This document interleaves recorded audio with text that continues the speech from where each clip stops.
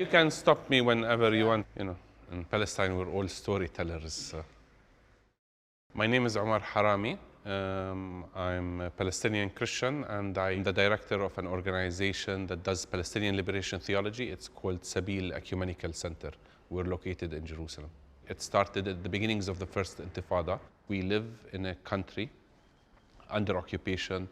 It was a time of an uprising when young people were determined to ask questions that older generations were too afraid to ask. And the major question, the $1 million question was for us, what is God's intention for us? I was part of this younger generation. We were like the little Davids.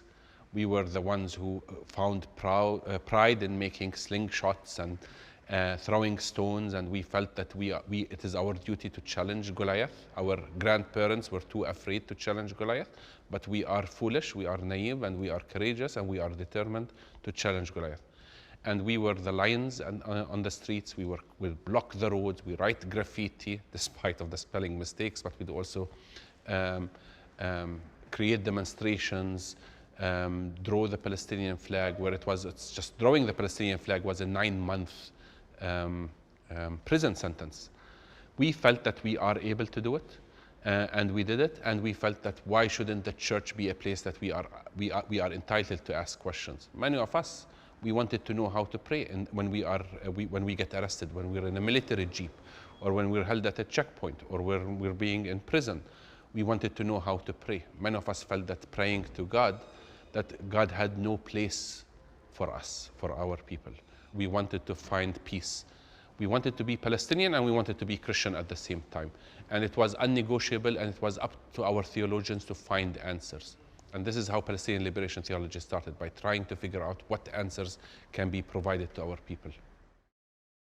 Being Palestinian, it doesn't mean that we are Arabs. There's over 35 ethnicities when it means being Palestinian. One of it is Arab.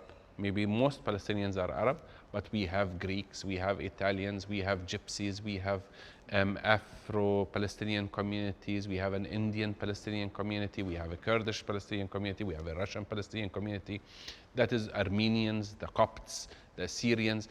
We have dozens of ethnicities, and being Palestinian means also you could belong to many religions, many faith traditions. You could be a Muslim, a Jew, a Samaritan, you could be a Catholic, and a Protestant, an evangelical, an Orthodox, Oriental Orthodox. So we're a very diverse group. Exactly, it's think about Palestine as you think about New York.